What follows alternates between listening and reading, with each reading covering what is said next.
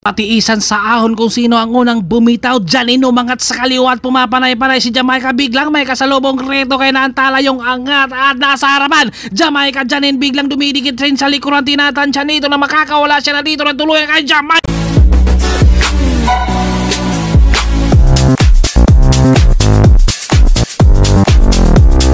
What's up mga sir? For today's videos, Women's Elite Category. Magandang ahon ang ating makikita rito sa ating mga baby girls ngayon kung sino ang unang bibitaw rito sa kanila. Dahil sa My Garden, yun talaga ang napakakunat kapag nakausad ka na ron sa may ahon. Kaya mo nang tumapos hanggang finish line, pero kapag hindi ka talaga nakatapos sa My Garden, mahirap talagang tumapos ng finish line. Kaya magandang laban ang ating makikita rito sa ating mga baby girls. At lahat sila ay nagpapakiramdaman na muna sila rito kung sino ang unang babanat. Kumbaga pagpagan na muna sila rito dahil alam nila na hindi dapat sila mag-uubos dito sa patag. Dahil pagdating sa ahon baka wala silang pangtuloy hanggang finish line. Kaya ito ay lahat sila rito kumbaga ayaw nila munang bumanat. Kailangan magtitira sila rito pang dulo talaga. Yun ang pinaka mahalaga rito. Ay ito yung foremost rito. Wala pang bumabanat rito. Nag-aantay at bawat sana dito ay nagdidipinsa para hindi sila mauubusan ng maaga. Dahil kapag ilabas mo dyan, baka sa My Garden ay tutukod at bigla kang mag-U-turn talaga. At pag-usad nila dito may bumanat sa harapan. Yung harapan ng peloton, ito na sumabog rito dahil nainip. Nainip at nandito rin si Blight. Ito si Ika, humahabol. Crisan rin ang nasa likod. At saka si Janin. Si Ika dahil hindi niya tinuloy itong paghabol kaya si Crisan ang bumungad sa harapan at solo breakaway. Mahirap suluhin kapag nakausad at nakatapos siya rito sa My Garden. Kaya na kanyang masasagad hanggang ating finish line, pero papadikit na sa kanya ang ating peloton dahil hinatak ni Crisan. Patiisan talaga sila rito at nasa likod si Blood. Grabe yung ahon rito sa My Garden, pero kahit mga babae ito ay napakalakas pa rin nila. Hindi pa rin natin yan kaya, lalo na kung wala tayong ensayo yan. At maraming salamat sa lahat ng buong team. Excellent nodal shoutout rin sa mga team Kiddy from Bacolod City. Kita-kits tayo dyan bukas dahil magandang laban na naman na makikita natin dyan sa may kapustuhan. Eto, mayroon ng mga kumakalas at dito nga ay bigla na nga nag-U-turn muna. Ay, tinapos niya dito na ko. Napakahirap talagang tapusin dito sa My Garden. Lalo na kapag nagkakabanatan kayo sa patag dahil ito talaga ang napakakunat rito. Yun ang sabi na bakit kaya hindi ito napapatag. Kaya sa susunod na balik ko rito, baka magdala na ako ng bulldozer para papatagin natin konti yan. At ito ay sabog-sabog na yung ating peloton rito. At kita-kits tayo bukas sa may Campus 2 sa may Bacolod City. Kaya magandang laban na naman ang ating makikita yan. At thank you sa lahat ng mga subscribers natin. And Merry Christmas and advance Happy New Year din sa ating lahat. Dahil ilang tulog na lang New Year na. Welcome 2025.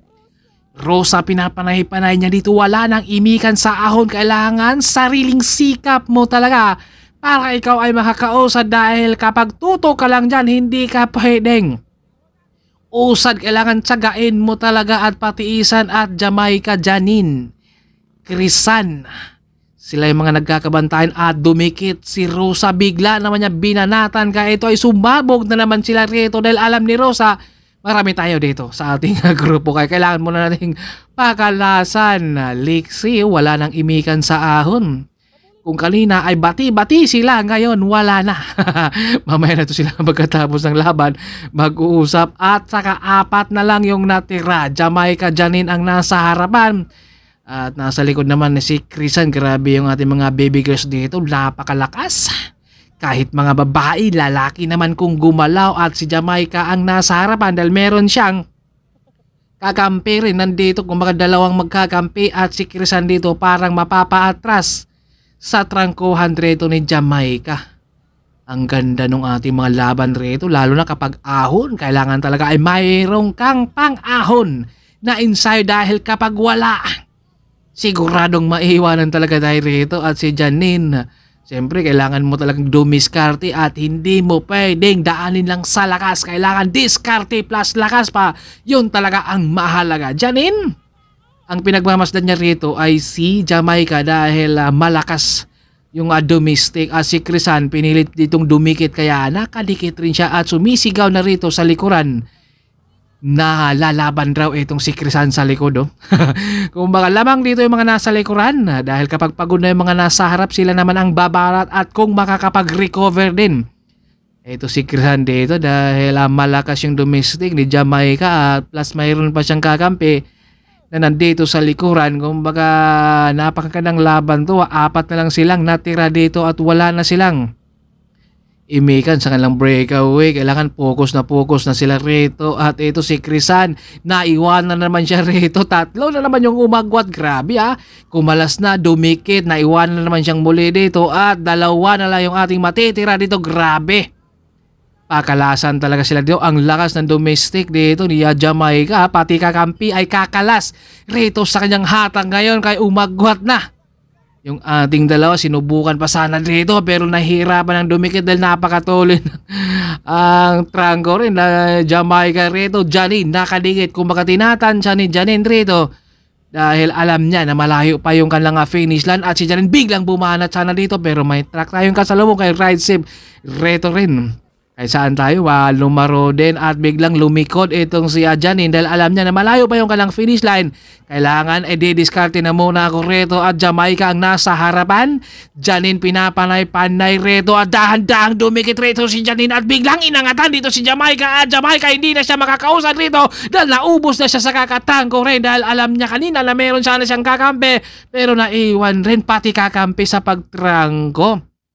Ginamitan ng technique rito ni Janine dahil alam niya na malayo pa yung kanilang finish line. Lumikod na muna at tumutok at pag tansyado na niya rito. Talagang ginamitan talaga ng 1,000cc ni Janine. Lumingon pa sana dito si Janine pero hindi na nakakapit rin. Si Jamaica rito, nahirapan si Jamaica nang umangat dahil naubo siya sa kakatrang. Kaya champion na si Janine at Jamaica yung ating pangalawa. Pangatlo, pang-4 si Crisan. Pang-5 si Lixie. Ang ganda ng ating laban. Grabe yung ating mga babae. Talagang ayaw talaga sana na magpapatalo. Yun nga lang, pakalasan sila sa may ahon. At si Ika rin dito. Talagang binanatan kasi ni Rosa kanina. Talagang nagkalasan. Congrats sa lahat ng mga nananalo rito sa ahon.